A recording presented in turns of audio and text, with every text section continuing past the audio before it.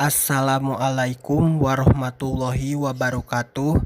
Selamat siang, salam sejahtera untuk kita semua. Kepada yang terhormat Bapak Nandang SEMM selaku dosen pengampu mata kuliah Perencanaan SDM dan MSDM Internasional. Pertama-tama, marilah kita panjatkan puji dan syukur kehadirat Allah Subhanahu wa Ta'ala, karena dengan rahmat dan karunia-Nya sehingga kita dapat berdiskusi melalui jaringan internet dengan aplikasi Zoom. Perkenalkan, nama saya Iqbal Ibrahim. Adapun rekan anggota yang lainnya yaitu Rina Sonia, Hapita Julistiani, dan Wulan Nopianti Rahayu.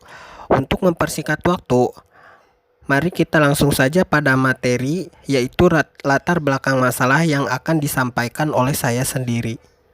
Belakangnya sendiri, sumber daya manusia merupakan faktor sentral karena berfungsi sebagai faktor penggerak organisasi atau perusahaan dalam mencapai tujuannya. Sebagaimana kita tahu, tanpa sumber daya manusia, secara pasti sebuah organisasi tidak akan berfungsi, dan sumber daya lain seperti sumber daya material, keuangan, informasi, dan teknologi akan menjadi benda mati yang tidak berarti. Lebih jauh lagi, SDM yang dibutuhkan itu adalah yang mampu menjalankan kegiatan bisnis organisasi sesuai dengan rencana strategik atau Renstra dan rencana operasional atau Renop yang telah disiapkan oleh SDM. Peran itu bahkan mengandung makna bahwa SDM harus mampu menggerakkan dirinya agar berfungsi secara efektif dan efisien dalam mendayagunakan sumber daya lainnya dalam melaksanakan aktivitas bisnis sebuah organisasi atau perusahaan. Rumusan masalahnya yaitu yang pertama, bagaimana pengintegrasian strategi manajemen SDM dengan rencana strategi organisasi. Yang kedua, bagaimana pengintegrasian rencana operasional atau Renop dengan perencanaan SDM. Sedangkan tujuannya yaitu yang pertama untuk memahami dan mengetahui bagaimana pengintegrasian strategi manajemen SDM dengan rencana strategi organisasi. Yang kedua, untuk memahami dan mengetahui bagaimana pengintegrasian rencana operasional atau Renop dengan perencanaan. Slide selanjutnya yaitu penyajian materi yang akan disampaikan oleh Saudari Rina Sonia. Kepadanya kami persilahkan. Oke, selanjutnya yaitu pengintegrasian strategi manajemen sumber daya manusia dengan rencana strategik organisasi. Di lingkungan sebuah organisasi atau perusahaan berskala besar dan menengah perlu memiliki rencana strategik atau Renstra, bisnis yang seharusnya dirumuskan secara tertulis. Nah, untuk mencapai sukses dalam mencapai Renstra ini, bagi perusahaan atau organisasi berskala besar dan menengah diperlukan pengimplementasian manajemen sumber daya manusia dengan strategi yang tepat untuk menunjang dan meningkatkan efisiensi dan efektivitas pewujudan rencana bisnisnya. Sehubungan dengan itu, di dalam rencana strategik bisnis terdapat beberapa faktor penting yang berpengaruh pada strategi manajemen sumber daya manusia. Faktor-faktor penting yang berpengaruh pada strategi manajemen sumber daya manusia ini antara lain, yang pertama, filsafat perusahaan dan filsafat serta kebijakan sumber daya manusia. Yang kedua, hasil pengamatan iklim atau lingkungan bisnis dan program serta kegiatan manajemen sumber daya manusia. Yang terakhir yaitu visi, tujuan strategik, dan misi organisasi atau perusahaan serta proses manajemen sumber daya manusia. Yang pertama, filsafat organisasi atau perusahaan yang mengkristal di dalam budaya organisasi atau perusahaan berisi nilai-nilai atau norma-norma yang mengatur cara berpikir, bersikap, dan berperilaku semua sumber daya manusia di lingkungannya. Dengan kata lain, filsafat dan kebijakan ini hidup secara dinamis di lingkungan sebuah organisasi atau perusahaan, harus dijadikan pedoman dalam melaksanakan setiap kegiatan sehari-hari. Untuk nilai-nilai di dalamnya harus diimplementasikan di dalam strategi manajemen sumber daya manusia. Nilai-nilai yang mendasari cara penerimaan, penghargaan, dan perlakuan kepada sumber daya manusia ini di lingkungan sebuah organisasi atau perusahaan. Pewujudan ditampilkan berupa kebijakan utama.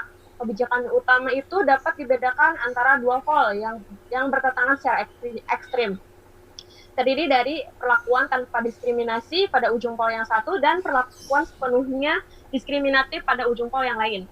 Nah, filsafat tanpa diskriminasi dalam manajemen sumber daya manusia ini mengandung nilai-nilai sebagai berikut. Yang pertama, menghargai perbedaan kemampuan, sifat, atau kepribadian sumber daya manusia secara individu. Yang kedua, yaitu memberi kesempatan dan dukungan yang sama dalam mengembangkan sumber daya manusia. Yang selanjutnya yaitu mendorong kerjasama antara sumber daya manusia yang dimiliki berdasarkan prinsip-prinsip menghargai dan menghormati. Yang selanjutnya membantu sumber daya manusia sebagai individu sesuai potensi yang dimilikinya dan posisinya masing-masing, dan mendorong setiap sumber daya manusia melakukan evaluasi diri untuk mengetahui prestasi. Nilai-nilai demokratis yang terdapat di dalam budaya organisasi atau perusahaan ini di dalam manajemen sumber daya manusia akan ada di dalam kebijakan utama sebagai berikut.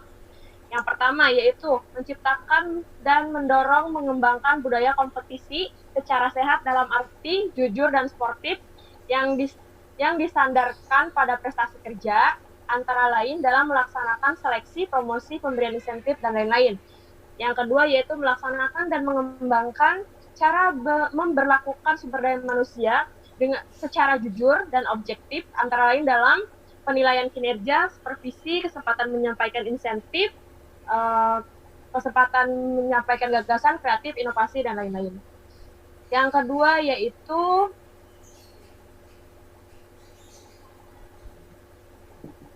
hasil pengamatan iklim atau lingkungan, bisnis, dan program serta kegiatan manajemen sumber daya manusia. Pengamatan iklim atau lingkungan bisnis ini harus diarahkan dan difokuskan pada faktor-faktor yang berpengaruh pada bidang dan kegiatan bisnis organisasi atau perusahaan. Di antaranya adalah mengenai kondisi moneter dan pertumbuhan ekonomi nasional dan internasional di masa sekarang dan prediksinya di masa yang akan datang. Seperti diuraikan sebelumnya, yang berpengaruh pada bisnis perusahaan berpengaruh langsung pada strategi manajemen sumber daya manusia dalam program-program dan pelaksanaannya. Beberapa di antaranya adalah dalam menyusun program pengembangan kualitas kehidupan kerja atau Quality of Work Life, disingkat QWL. Kegiatan QWL ini menjadi tanggung jawab para manajer atau eksekutif pengikut sertaan sumber daya manusia dalam berbagai kegiatan bisnis sesuai posisi masing-masing, pembinaan dan pengembangan karir, penyelesaian konflik, komunikasi dan hubungan kerja yang baik, supervisi yang jujur dan objektif, pengupahan yang layak dan adil, serta kesehatan, keamanan, dan keselamatan kerja. Yang terakhir yaitu visi, tujuan strategik, dan misi organisasi atau perusahaan, serta proses manajemen sumber daya manusia. Dalam rencana strategik atau Renstra ini, sebuah organisasi atau perusahaan harus dirumuskan secara jelas visi dan tujuan strategiknya yang ingin diwujudkan. Visi adalah kondisi ideal yang ingin dicapai sebuah eksistensi organisasi atau perusahaan di masa depan. Visi memiliki kekuatan yang mampu mengundang, memanggil, dan menyerukan pada setiap orang atau anggota organisasi untuk memasuki masa yang akan datang. Visi menunjukkan bahwa eksistensi organisasi atau perusahaan harus dipertahankan dan dikembangkan sesuai kondisi ideal yang diinginkan. Visi hanya dapat diwujudkan apabila tujuan strategik organisasi atau perusahaan dapat dicapai secara bertahap melalui pencapaian sasaran-sasaran di dalam rencana operasional. Dari segi teknis, tujuan strategik dan sasaran pada setiap tahapan operasional bisnis yang diselenggarakan sebuah organisasi atau perusahaan untuk mencapai, mempertahankan, dan meningkatkan laba kompetitif di samping tujuan lain berupa tujuan sosial dan tujuan individu sumber daya manusia yang dikerjakan. Berarti, strategi manajemen sumber daya manusia harus mampu mewujudkan proses manajemen sumber daya manusia yang mampu mendukung pelaksanaan setiap bidang atau jenis bisnis yang telah dipilih dan ditetapkan secara misi. Agar tujuan strategik dapat dicapai dan misi organisasi atau perusahaan dapat diwujudkan. Proses manajemen sumber daya manusia yang dimaksud adalah rangkaian kegiatan yang membantu manajer yang bertugas pada unit kerja atau departemen di bidang bisnis beserta sumber daya manusia di lingkungannya, agar secara terus-menerus memiliki kemampuan meningkatkan kontribusinya dalam mencapai tujuan strategik organisasi atau perusahaan. Penyaji materi selanjutnya akan disampaikan oleh Ulan Nopianti Rahayu. Kepadanya kami persilahkan. Pengintegrasian rencana operasional Renov dengan perencanaan SDM. Secara real, pengintegrasian perencanaan SDM dengan perencanaan bisnis sebagai salah satu kegiatan manajemen sumber daya manusia harus dilakukan pada tahap rencana operasional sebagai perspektif bisnis jangka sedang. Pengintegrasian harus dilakukan secara efektif dan efisien Karena Renov merupakan penjabaran tujuan strategik menjadi sasaran bisnis dan misi menjadi kegiatan operasional bisnis untuk jangka waktu yang tidak terlalu lama, 2 atau 3 tahun. Prediksi operasional bisnis untuk jangka waktu yang lama sulit dilakukan. Perubahan lingkungan bisnis, terutama kondisi ekonomi atau moneter negara, seperti krisis ekonomi atau moneter, pengaruhnya pada operasional bisnis. Kondisi seperti itu dapat berakibat buruk pada eksistensi sebuah organisasi perusahaan yang tidak mustahil terpaksa harus ditutup.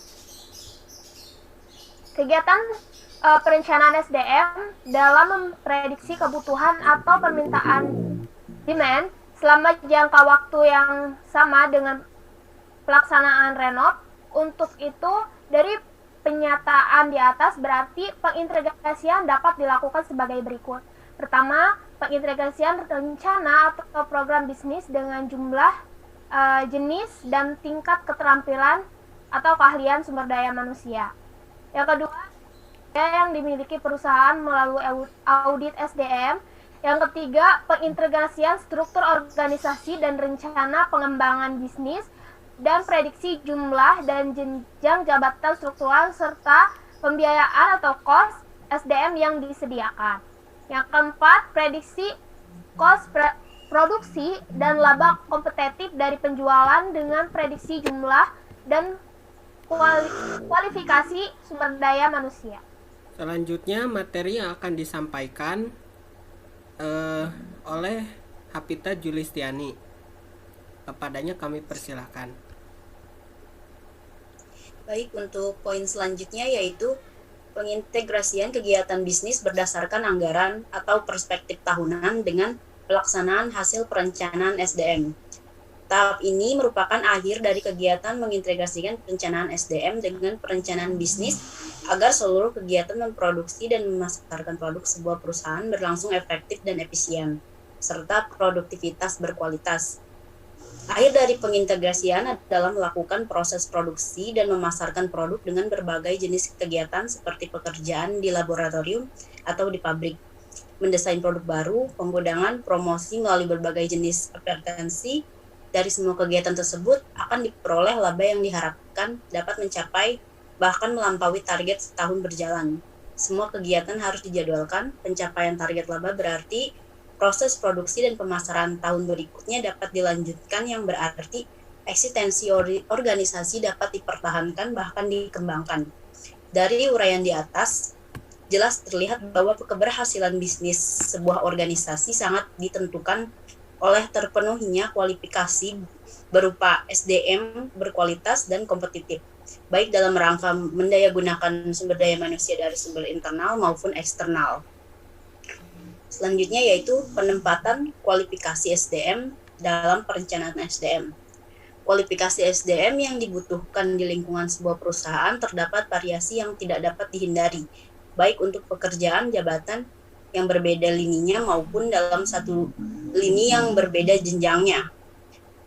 Nah, kualifikasi ini dapat sering kita jumpai di salah satu perusahaan yang sedang mengadakan rekrutmen, di mana di sana ada kualifikasi jenjang pendidikan, tinggi badan, dan sebagainya.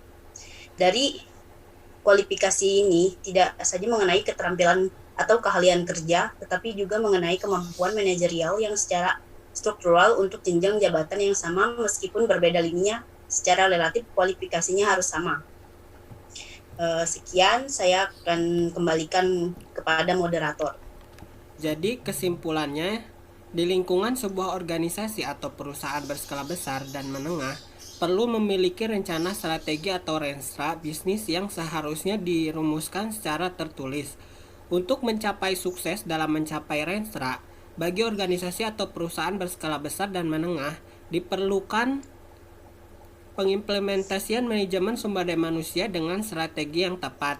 Sebagai salah satu kegiatan manajemen sumber daya manusia, harus dilakukan pada tahap rencana operasional sebagai perspektif bisnis jangka sedang, yaitu jangka waktu sekitar 2-3 tahun. Kegiatan perencanaan sumber daya manusia dalam memprediksi kebutuhan atau permintaan atau demand selama jangka waktu yang sama dengan pelaksanaan renov.